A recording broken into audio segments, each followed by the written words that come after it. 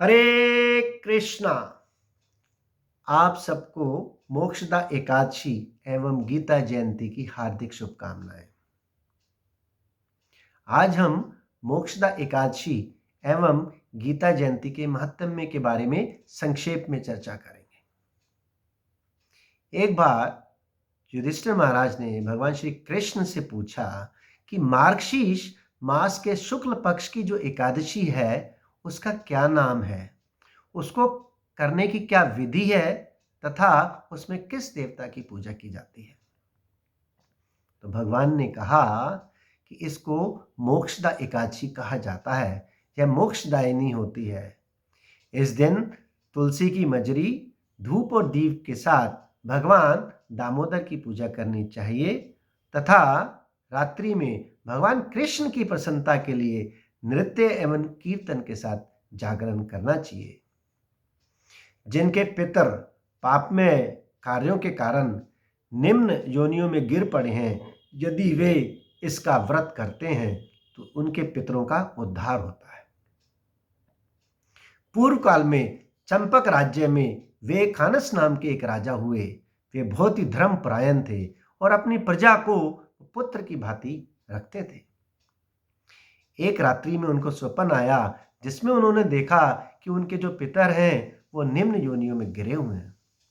सुबह राजा ने ब्राह्मणों से इस बारे में, अपने स्वप्न के बारे में बताया तो ब्राह्मणों ने कहा कि पास में ही पर्वत मुनि का आश्रम है। पर्वत मुनि भूत और भविष्य के बारे में सब जानते हैं।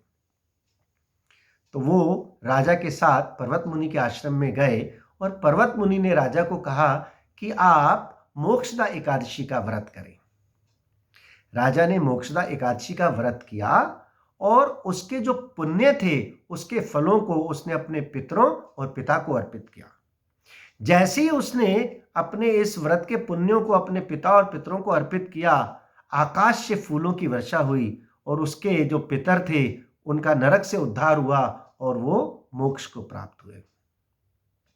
यदि कोई भी व्यक्ति इस व्रत को करता है तो मृत्यु के पश्चात वो मोक्ष को प्राप्त होता है। यदि कोई इसकी कथा सुनाता है और सुनता है तो उसको वाजपेय फल, यज्ञ के फल की प्राप्ति होती है। यह दिन इसलिए भी महत्वपूर्ण है क्योंकि आज से ठीक 5000 वर्ष पहले भगवान श्री कृष्ण ने कुरुक्षेत्र के युद्ध स्थल में अर्जुन को भगवत गीता का आज ही के दिन उपदेश दिया था। भगवत गीता भगवान के मुखारविंद से उच्चारित होने के कारण अत्यंत ही महत्वपूर्ण ग्रंथ है। यह समस्त उपनिषदों का सार है। पद्म पुराण में गीता महात्म्य में के बारे में बताते हुए भगवान मां लक्ष्मी को कहते हैं कि भगवत गीता के जो प्रथम 5 अध्याय हैं वो मेरे 5 मुख हैं और छठे अध्याय से लेकर 15वें अध्याय तक के जो 10 अध्याय हैं वो मेरी 10 भुजाएं हैं। 16वां अध्याय जो है वो मेरा उदर है। 17वां और 18वां ये जो दोनों अध्याय हैं ये दोनों मेरे चरण कमल हैं। तो भगवान कहते हैं अतः ये जो 18 अध्यायों वाली भगवत गीता है ये मेरा ही वांग्मय स्वरूप है। यदि कोई व्यक्ति भगवत गीता के श्लोक को रोज पढ़ता है, एक श्लोक को पढ़ ले, आधे को पढ़ ले, चौथाई को पढ़ ले, इतना भी नहीं पढ़ पाता, अगर एक शब्द भी पढ़ ले तो वो मुक्त हो जाता है। भगवत गीता जो है ये अत्यंत ही महत्वपूर्ण ग्रंथ है। समस्त विद्याओं का राजा है, किंग ऑफ ऑल नॉलेज। राज विद्या राजगुह्यम पवित्रमिदम उत्तमम। भगवत गीता पढ़ने से हम पापों से मुक्त होते हैं। 18वें अध्याय के 66वें श्लोक में भगवान जोर देके कहते हैं सर्वधर्मान परित्यज्य माम एकम शरणम व्रजा अहम त्वाम सर्व पापेभ्यो मोक्षयिष्यामि मा शुचा कि हे अर्जुन सब धर्मों का परित्याग कर और एकमात्र मेरी शरण में आ जा, मैं तुझे सब पाप कर्मों के कर्म फलों के बंधन से मुक्त कर दूंगा। मा शुचा, भगवान कहते हैं डर नहीं। भगवत गीता रखना भी शुभ है और इससे हमें ऐश्वर्य की भी प्राप्ति होती है। 18वें अध्याय के 78वें श्लोक में संजय बोलते हैं यत्र योगेश्वर कृष्णो यत्र पार्थो धनुर्धरा तत्र शरीर विजयोर भूतिर धूर्वा नीतिर मतिर ममा। जहां योगेश्वर कृष्ण है, जहां धनुधर अर्जुन है, वहां अलौकिक शक्ति, नीति, विजय, ऐश्वर्य होता है, ऐसा मेरा मत है। भगवत गीता दान देना भी बहुत शुभ है। श्री वैष्णव तंत्र सार में बताया गया है, गीता दान प्रभावेन सप्त कल्प मिता समा विष्णु लोकम वाप्यन्ते विष्णु न सह मोदते। जो व्यक्ति भगवत गीता का दान देता है वो 7 कल्पों तक, 7 मिलेनियम्स तक भगवान के साथ उनके धाम में वास करता है और आनंद को भोगता है।